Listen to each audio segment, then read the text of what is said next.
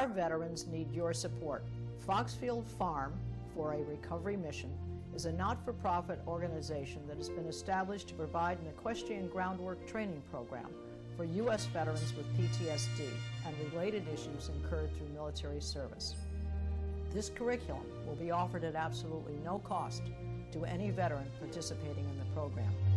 This foundation will also incorporate the repurposing of rescue horses and locating new, responsible owners. The synergy of the work invested by the veterans to aid the recovery of these horses is equitably therapeutic. Please go to our website to be a supporter, www.foxfieldrecoverymission.org. Thank you.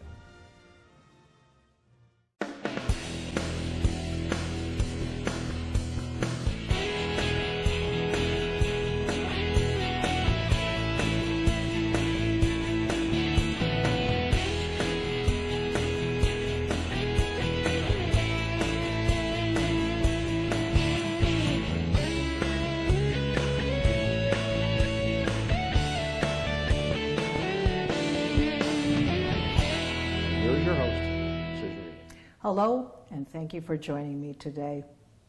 I wish to thank the Connecticut Historical Society for its ongoing support of our program in providing the historic venue for today's guest, Senator John A. Kissel. It's a pleasure to have you here, John. My honor, thank you. Okay.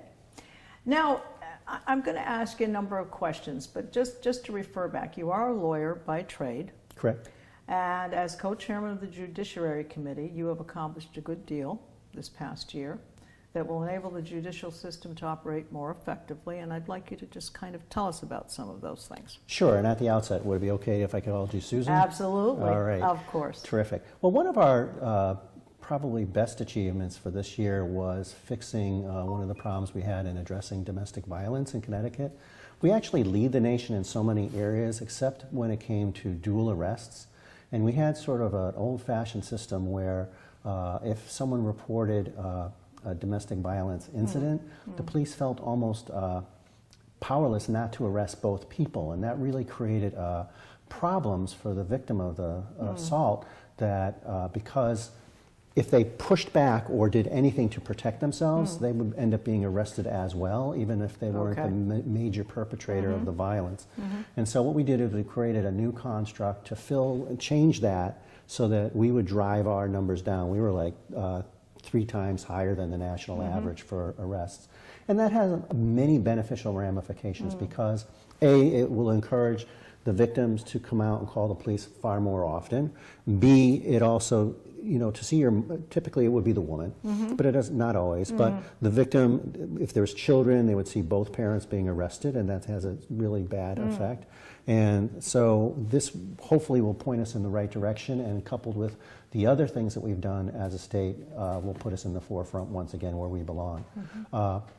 There were some things that I did not agree with that we were able to stop.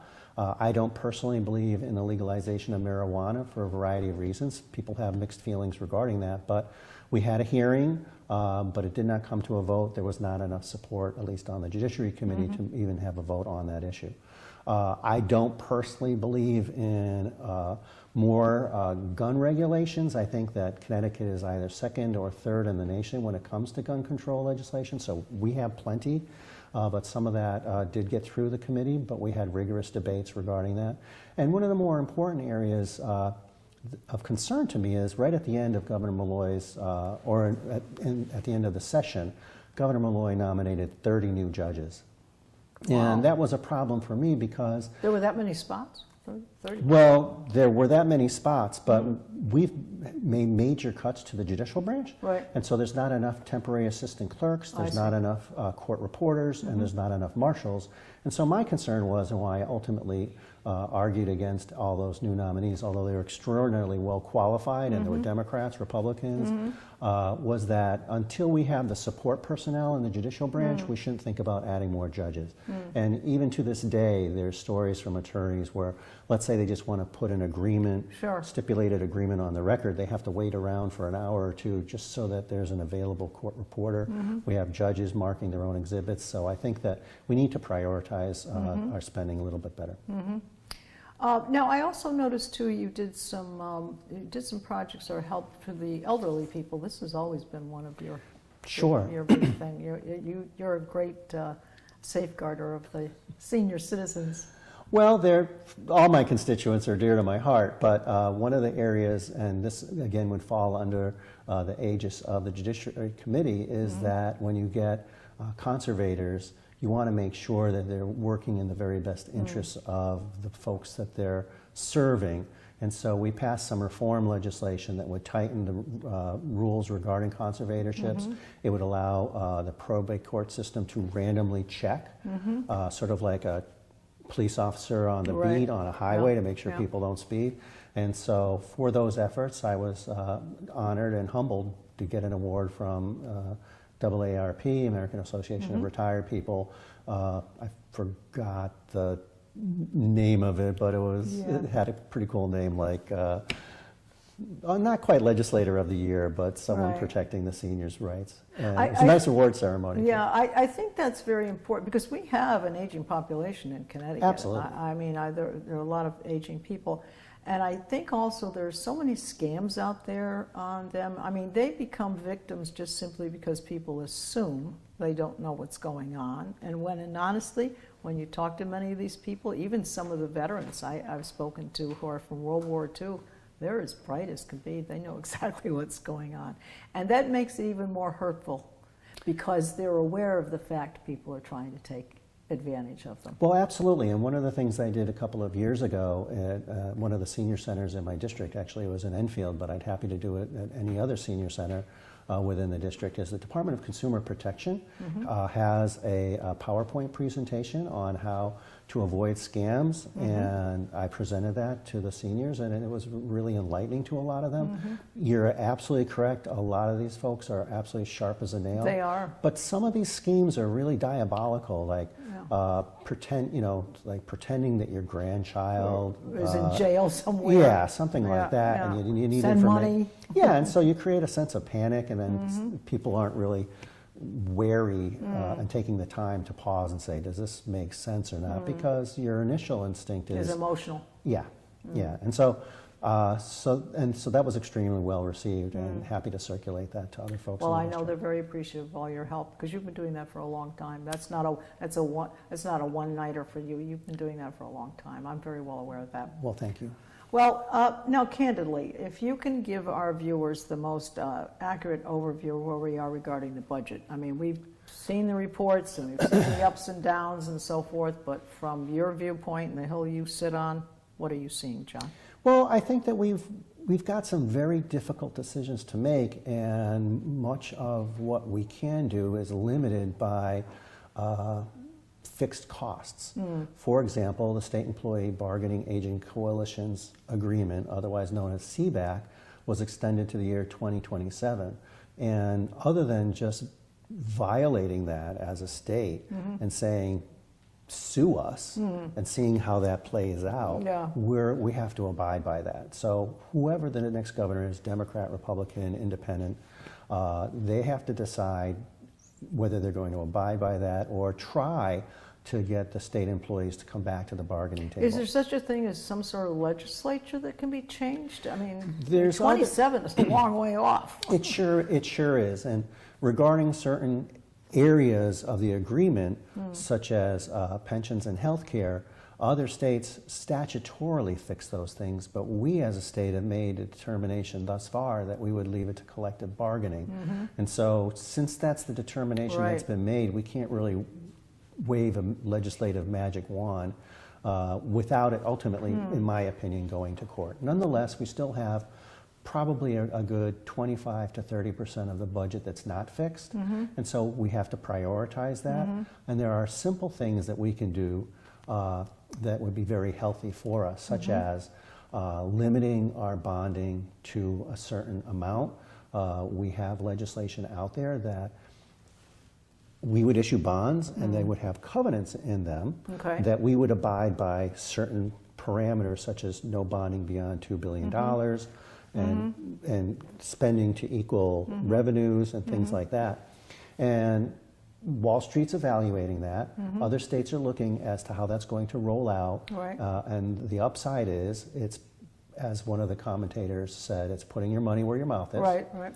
And so it's sort of like putting a straitjacket on our ability to spend. But some of the other folks on the street said the danger is if we run into some emergency as a state and we have to. Rainy day fund ain't there. Yeah, right. And so, or for some reason we find that we're compelled to bond more than the cap or something like that. Right. The holders of those bonds could say that we were in violation and then call them in. So it's an interesting experiment, but we're really trying to go down the path of fiscal responsibility, and I think hopefully everybody agrees we need to do that.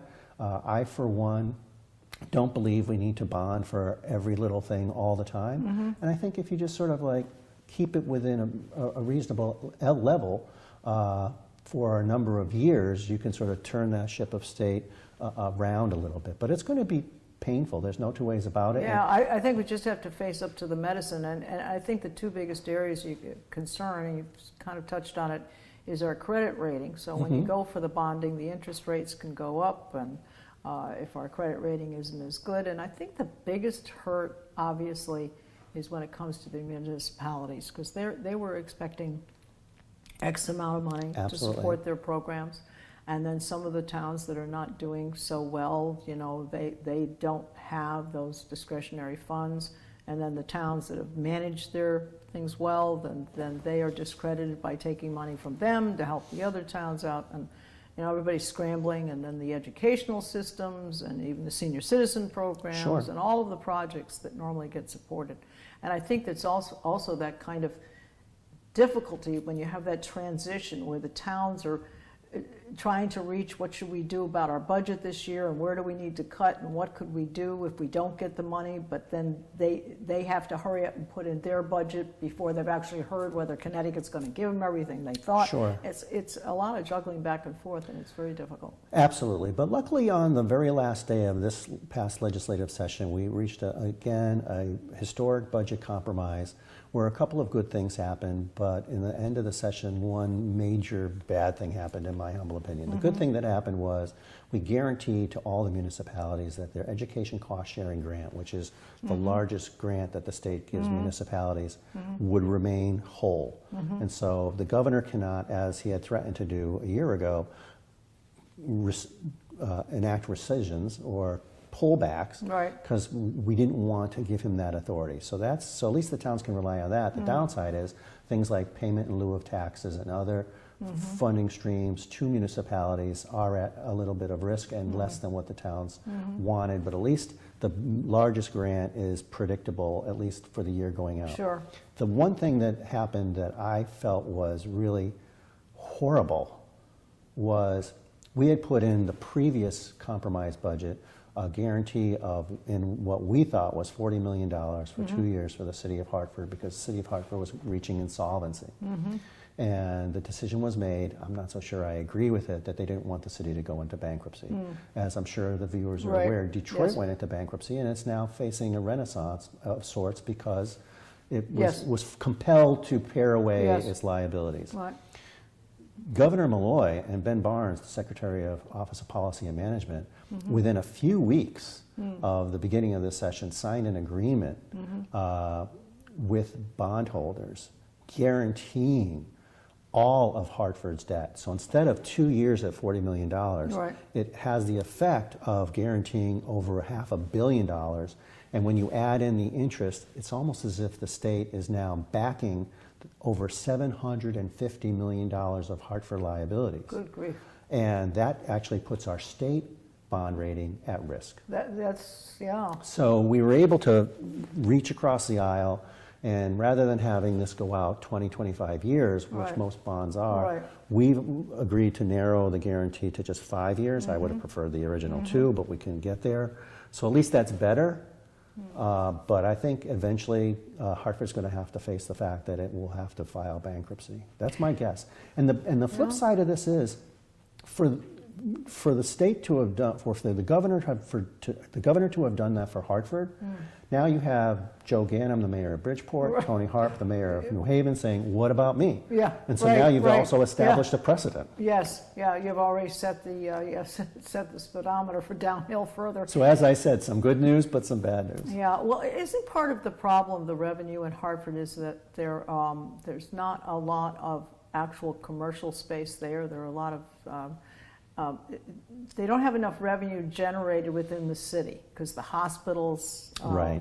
and those types of facilities are not. I mean, is that going to change? Are we going to? They were talking about actually making Hartford, which I thought was a great idea, would be a central college town. And kind of that would bring the young people in.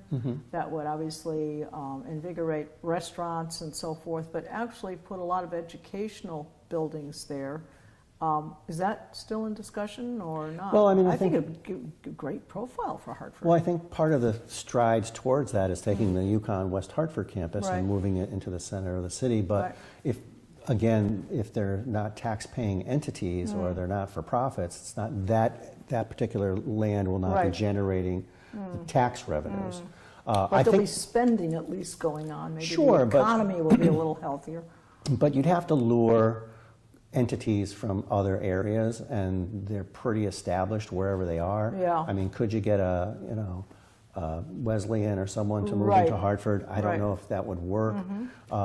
And yes, Luke Bronin came and at the invitation of Len Fasano, our leader, spoke to our caucus, and he said, "You're trying to fund a city essentially with a suburban infrastructure and it just won't last." Right. I think part of the blame, though, is mismanagement of the city of Hartford over many, many years. Sure. With very lucrative And we're talking pensions and both things parties. like that. We can't lay all the blame on I'm not laying all the blame Yeah. on the Democrats, but I don't know how long ago Republicans ran the city of Hartford, to be quite frank.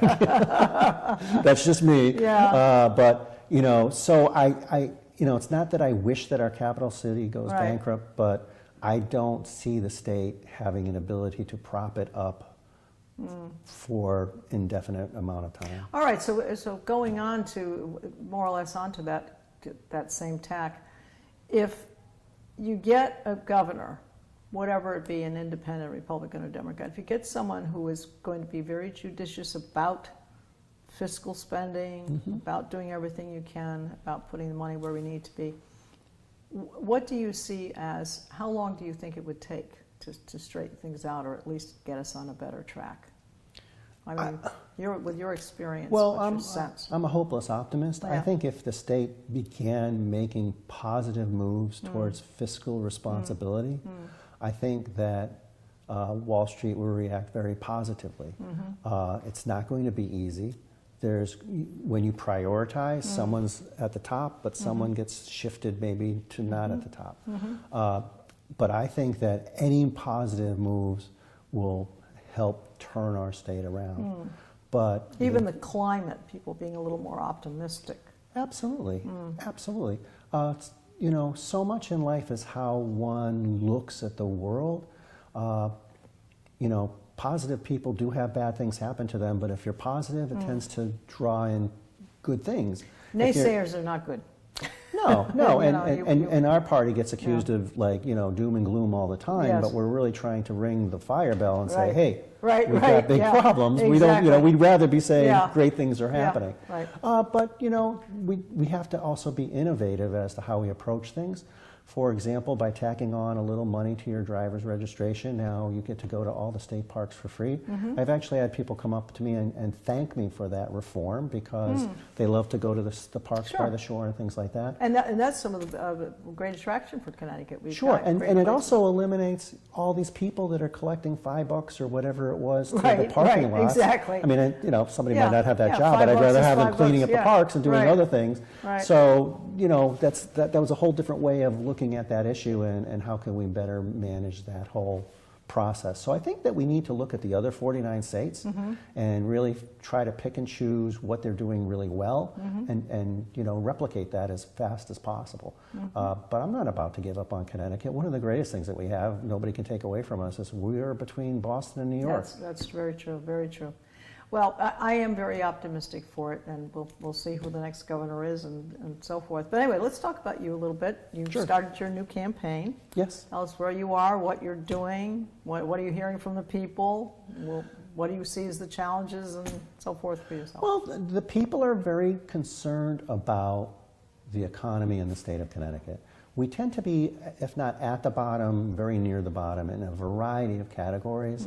And people don't want to give up on our state, but they almost feel that they're compelled. And there's two groups that I'm concerned with. One is the young people, because if they feel that there's not a path to success or viable jobs, that they can make enough money to actually live in Connecticut and prosper, they're looking to California, to Florida, to other places throughout the country.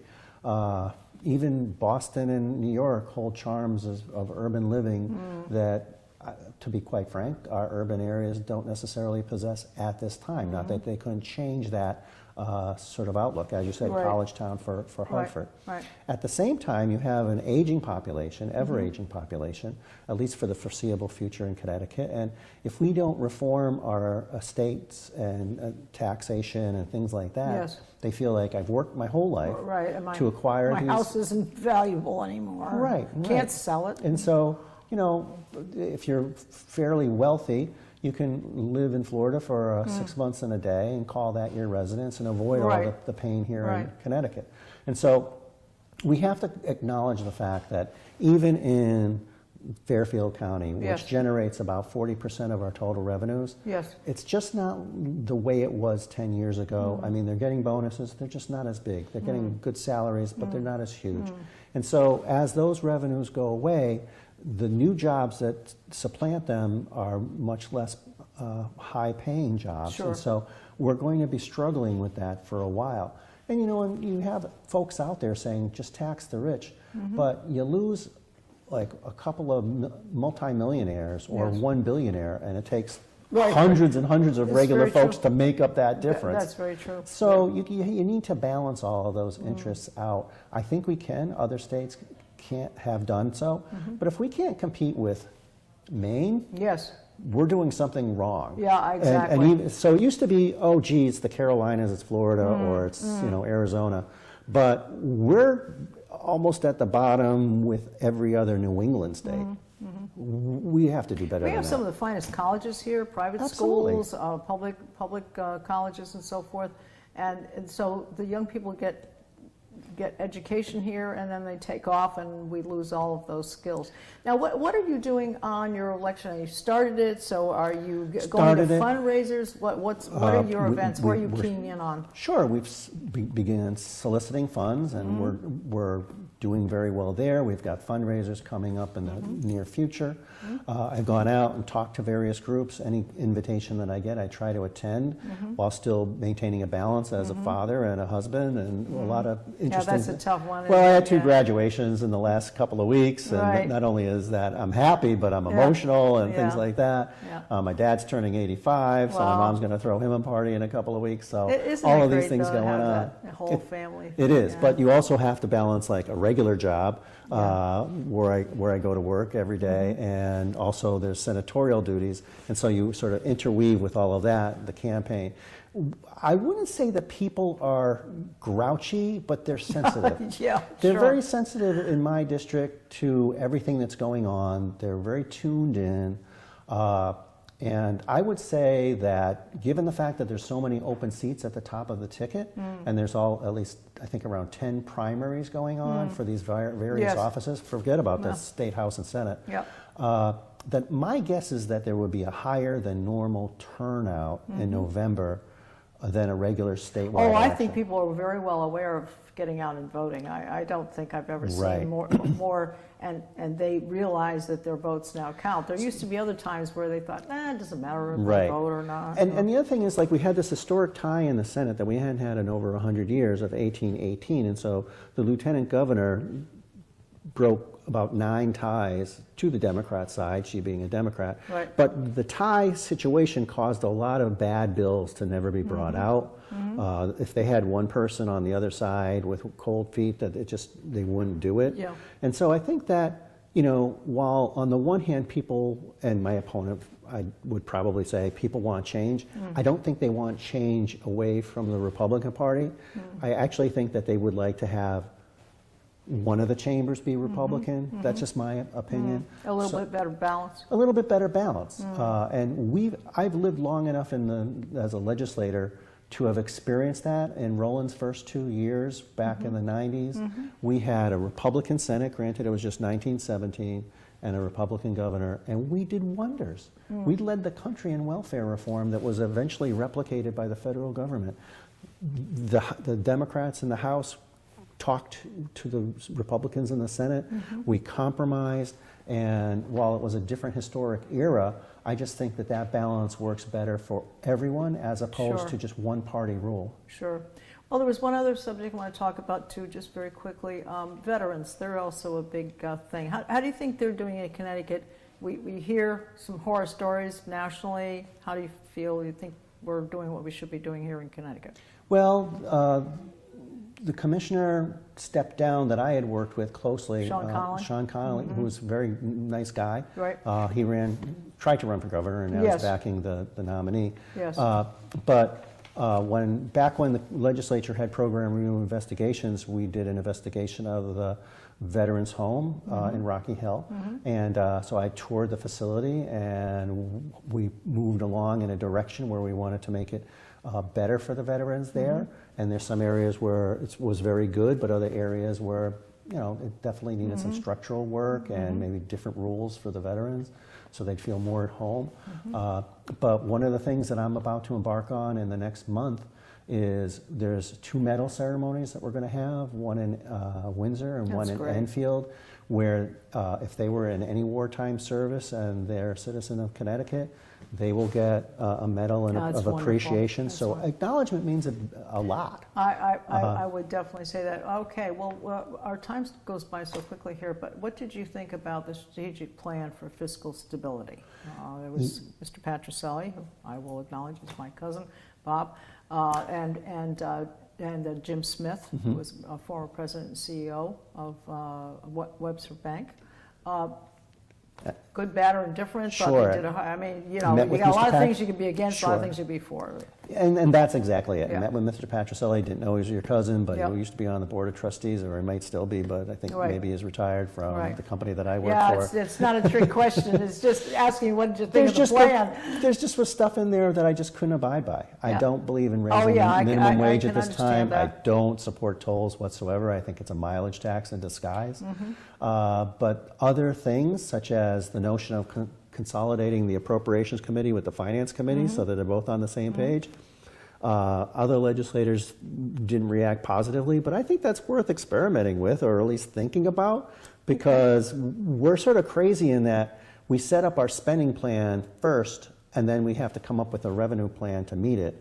And to me, that's backwards. You find out how much you have before you decide what you're going to spend it on. At least it's something to chew on, though. But I do want to say to you, we tried to incorporate as much as we could agree upon into the compromise budget of that plan. But the plan's still out there, and we can look at it. Good. Well, we need to give your Facebook for your campaign, and it's Re-elect John A. Kissel. Do I have that correct? Correct. Okay. Well, very good.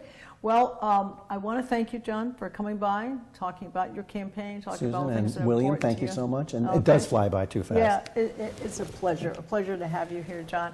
And I want to thank the Connecticut Historical Society again for having us here. And I'd like to say that this is Susan Patricelli-Regan, who is very happy to have you here and visit with me again today. You know our website, it's www.ctvalleyviews.com.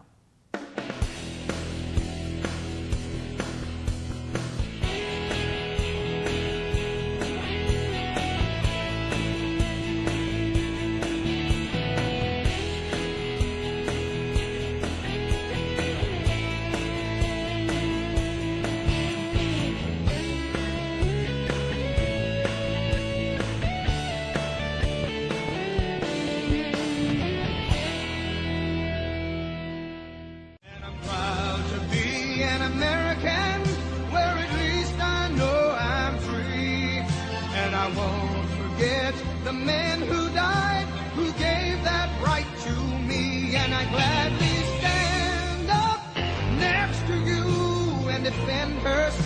day.